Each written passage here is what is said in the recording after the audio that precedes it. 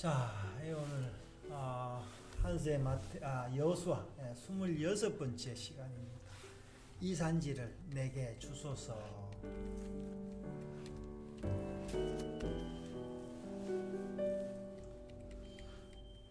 이제 갈렙의 이야기인데요. 한번 보겠습니다. 이제 갈렙이 이제 기업으로 받는 그 이제 서쪽 기업 이야기인데요. 서쪽 기업의 이야기인데 이제 갈렙이 받는 요 이제 12절에 이 산지를 내게 주소서 하는 요걸로 제목을 삼았네요.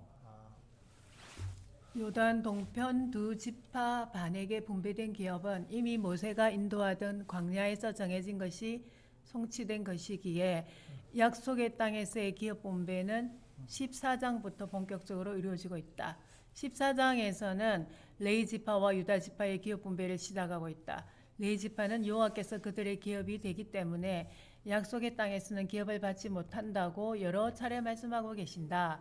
14장에서는 레위 지파가 기업을 받지 못하는 이유가 하나님께서 그들의 기업이라는 것 외에는 실제적으로 요셉의 자손이 두 지파가 되었기 때문이라고 하신다. 자, 그래서 지금 이제 오늘 이제 한세 여호수아를 통해서 제가 새롭게 많이 보고 있는데 특히 이제 동쪽 지파 이제 그 뭡니까 두 지파 많이 받은 그 기업이 왜 그렇게 됐는지를 했는데 오늘도 이제 요게 이제 레위 지파는 기업이 없잖아요. 그러니까 우리도 아까 우리 한석께서 말씀했는데 우리도 사실은 어떻게 보면은 이제 신자들도 세상의 레인이잖아요. 이제 그럼으로써 우리 기업이 이 땅에 없는 거예요, 사실은요. 그러니까 땅도 돈도 사실은 다 우리 기업이 아니다. 우리 기업은 하늘에 있다. 이제 그랬는데, 자, 이 레이 지파 참 하나님의 놀라운 디자인입니다.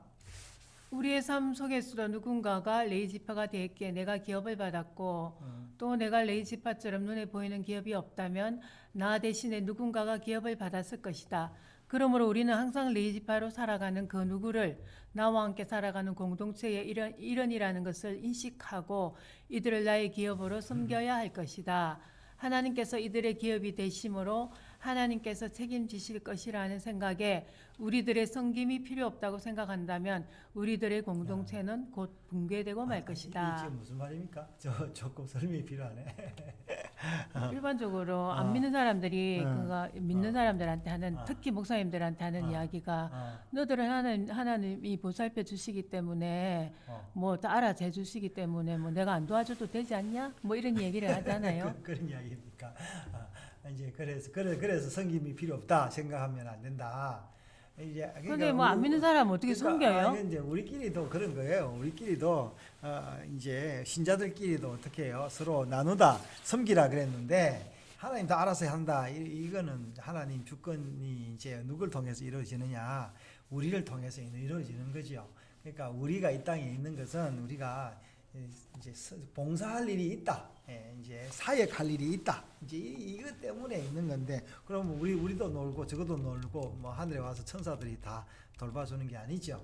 자, 오늘 계속 이제 기업 이야기를 하고 있는데요. 자, 유다 지파의 기업 분배는 15장까지 계속되는데 특히 이 장에서는 갈렙 이야기를 통하여 놀라운 기업 분배의 역동성을 보여주고 있다. 기업 분배는 정복한 가나안 땅을 지파별로 나누는 일이었기에 각 지파별로 요구사항들이 많이 있었겠지만 하나님께서는 제비뽑기를 통해서 기업 분배를 시행하셨다. 이 제비뽑기라는 게 단순히 이제 지금 우리가 말하는 이제 소위 말해서 로또 같이 이제 그런 건 아니었던 것 같아요. 그러니까 뭔가 의논도 있었을 것 같고 여러 가지 이제 그게 이제 있었던 것 같아요. 자, 이제 계속 여기 읽어보면서 또 조금 제비뽑기 이야기 더 해봐요. 제비뽑기를 뽑아 기업을 나누었다는 말은 각 지파의 의도나 욕망대로가 아닌 하나님의 은혜로 하나님의 선물을 하나님의 뜻대로 나눈다는 의미가 담겨져 있다. 우리가 그 현장이 없었기 때문에 정확하게 모르는데 이게 지금 그 갈렙이 이제 이 땅을 내게 주소서라고 이야기를 했다라는 거는 그러니까 제비뽑기가 기계적으로 이루어진 건 아니다라는 걸 알 수 있죠.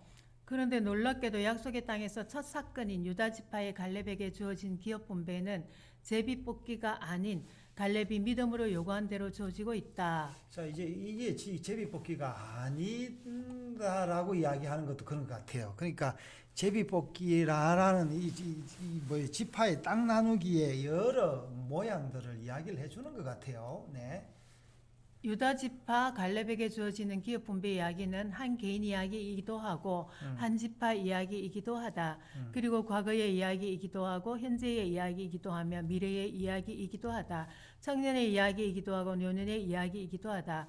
6절에서 12절까지 갈렙은 여호수아에게서 자신의 신앙 여정을 이야기하면서 기업을 믿음으로 구하고 있다. 갈렙은 광야 시절 유다 지파의 대표가 되어 가나안 정탐 시절의 이야기 이후로 45년 만에 처음으로 등장하고 있다. 자, 지금요, 이게 기업을 요구하고 있는 게 이게 잘못된 거예요. 다른 사람들은 다 기다리고 있던데. 어떻게 생각하면은, 어떻게 보면은요, 갈렙이 상당히 어떻게 모범적이라고 생각할 수 있어요. 다른 사람들이 보기에는 뭔가, 이기적이다 이럴 수 있지만, 사실은 그 하나님 입장에서 기업을 나눠주고자 하는 입장에서 보면은 상당히 이쁜 거예요. 자식들이 이제 부모의 그 유산을 뭐 과하게 탐을 내는 거는 그렇지만 자기가 받아야 될 유산을 주장하는 거는 정당한 거죠. 네. 사실 가나안 정탐 시절에는 가나안 땅에 대한 믿음의 이야기를 주도하고 있는 사람이 갈렙이었다. 이러한 가나안 그렇죠. 땅에 대한 신앙의 선포로 하나님께서는 갈렙에게 가나안 땅을 기업으로 차지하게 되리라는 언약을 주셨다.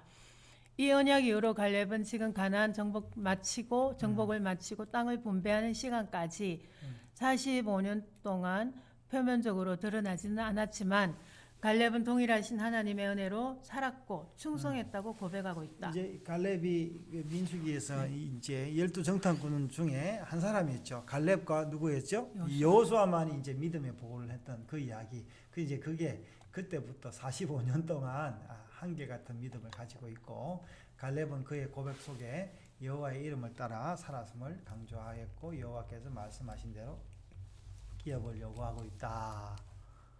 갈렙은 하나님의 진멸 대상 헤레민 그니스 출신이었다. 예, 제 그니스 출신이 멸망돼야 될 가나안 족속 출신이었습니다. 라합이나 기브온 사람들처럼 이미 하나님의 은혜로 진멸된 경험을 한 사람이라고 할 수 있다. 갈렙의 아버지는 여분네인데 그 이름의 뜻은 돌이킴으로 은혜로 약속의 땅에 돌아왔다는 뜻일 것이며 갈렙의 이름의 뜻은 개라는 뜻인데 케일럽이라는 이름이 케일럽은 개예요. 예. 하나님께로 돌아와 하나님의 충성스러운 반려견이 되었다는 의미일 것이다. 이 재밌네요. 지금 나쁜 의미인데 이제 좋은 이름으로 해석을 했네요. 그렇죠? 네. 갈렙은 그의 이름의 뜻처럼 여호와께 변함없이 충성을 하였고 이제 그의 나이 85세가 되어 그렇죠. 여호수아에게 믿음으로 기업을 요구하고 있다. 자, 40세에 정탐을 했는데 85세가 돼서 기업을 요구하고 있고요. 그 요구는 바로 헤브론 산지를 달라는 것이었다. 믿음의 사람들에게 주어진 영적 자유는 하나님의 언약 안에서 작동하는 것이다. 갈렙이 제비 뽑지 않고 헤브론 산지를 요구한 것은 하나님의 언약 안에서 한 담대한 요구였다. 산지 헤브론은 어떤 땅인가? 목축하기 좋은 땅, 농사지기 좋은 땅, 살기에 편안한 땅이 아니었다.